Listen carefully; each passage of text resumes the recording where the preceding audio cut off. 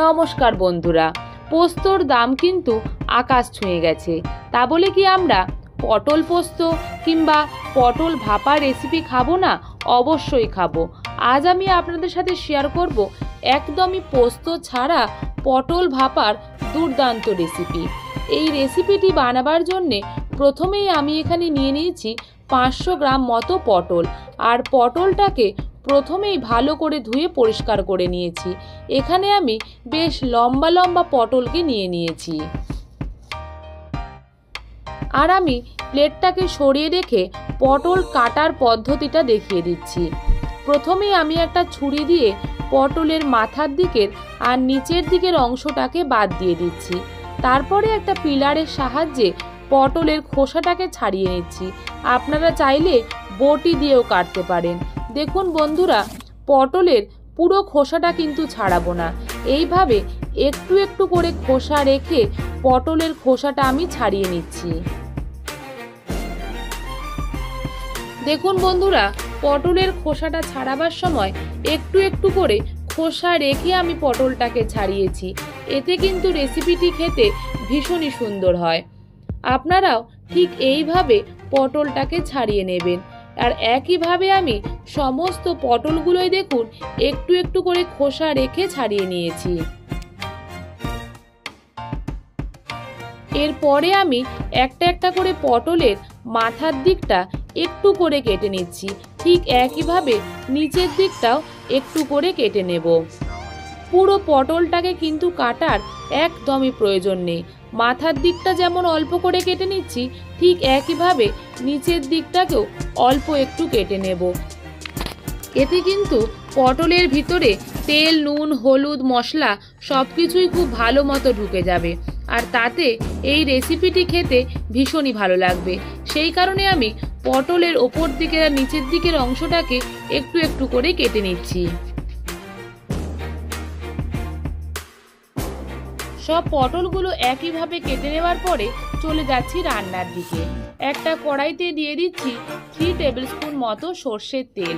তেলটাকে ভালো মতো গরম হয়ে গেলে খুন্তি দিয়ে একটু নাড়াচাড়া করে নেবার পরে এতে 1/2 টেবিল স্পুন মতো কালো জিরে দিয়ে দিচ্ছি। গ্যাসের ফ্লেমটাকে এই পর্যায়ে লোতে রেখে কালো জিরেটাকে দিয়ে একটু নেড়ে দিলাম। আর তারপর এখানে দিয়ে দিচ্ছি খোসা ছাড়িয়ে রাখা পটলগুলোকে দেওয়ার পরে ওপর থেকে দিয়ে দিচ্ছি 1/2 টেবিল স্পুন মতো নুন আর 1/2 টেবিল স্পুন মতো হলুদ। গ্যাসের ফ্লেমটাকে লো টু মিডিয়ামে রেখে 5 থেকে 6 মিনিট সময় ধরে পটলটাকে বেশ লালচে লালচে করে ভেজে নিতে হবে।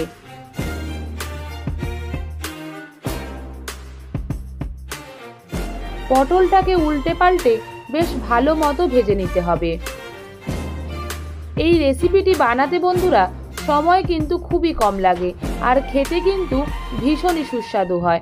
আপনারা এই গরমের দিনে অল্প সময় রান্না করতে চাইলে এই রেসিপিটি অবশ্যই বাড়িতে একবার বানিয়ে দেখবেন। দেখুন বন্ধুরা, 5 থেকে 6 মিনিট পরে কিন্তু পটলটা বেশ লালচে লালচে করে ভাজা হয়ে গেছে। এর থেকে বেশি ভাজার কিন্তু একদমই প্রয়োজন নেই।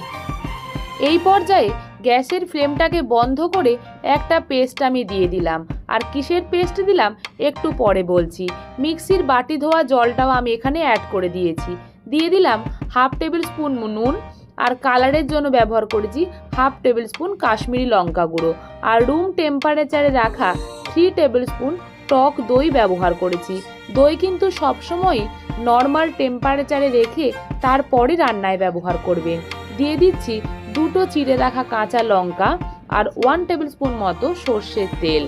টেস্টটাকে ব্যালেন্স করার জন্য 1/2 টেবিল স্পুন মতো চিনি আর সামান্য একটু নুন এখানে আমি ব্যবহার করেছি। এই পর্যায়ে গ্যাসের ফ্লেমটাকে অন করে দিয়েছি।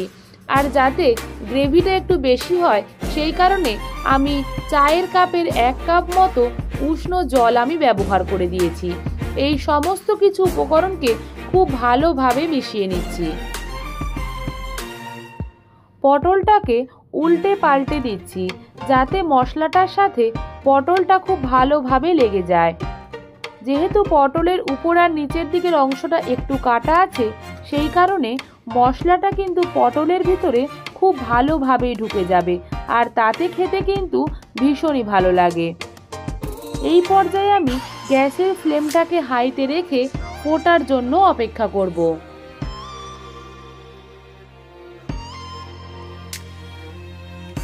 আর যখন ফুটতে শুরু করবে তখন গ্যাসের ফ্লেমটাকে লোতে করে ঢাকাটা দিয়ে দেব 10 থেকে 15 মিনিটের জন্য। আর এখন আমি দেখিয়ে দিচ্ছি কিসের পেস্ট ব্যবহার করেছি।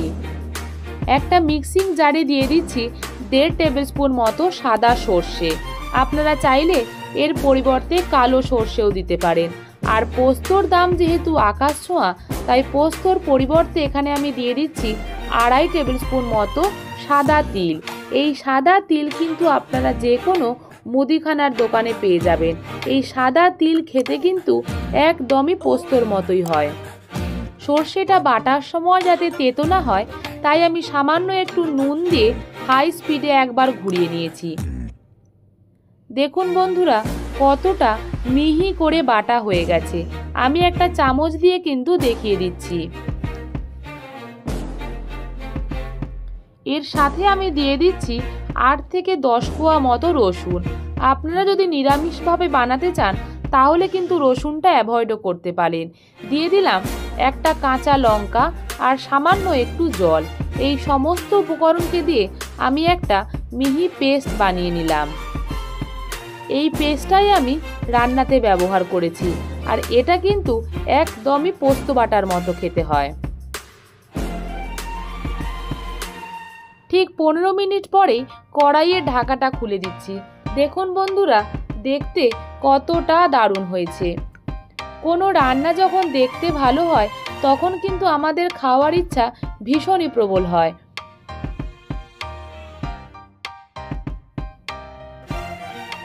আর বেশি নাড়াচাড়া করার একদমই প্রয়োজন নেই।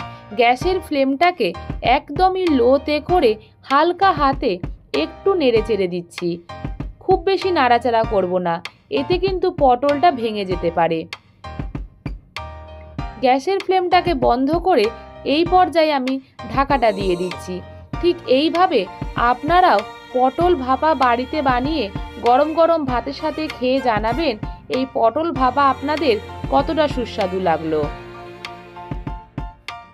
এই পটল ভাপা রেসিপিটি যদি আপনাদের ভালো লেগে থাকে প্লিজ ভিডিওটিকে একটা লাইক করুন, শেয়ার করুন। আর আমার চ্যানেলের নতুন বন্ধু হয়ে থাকলে চ্যানেলটিকে প্লিজ সাবস্ক্রাইব করুন। সাবস্ক্রাইবের জন্যে পাশে থাকা বেল আইকনটা প্রেস করে অল করে দিন, যাতে আমি কোনো রান্নার ভিডিও দিলে সবার প্রথম আপনার কাছে পৌঁছে যায়। ধন্যবাদ। ভালো থাকবেন, সুস্থ থাকবেন।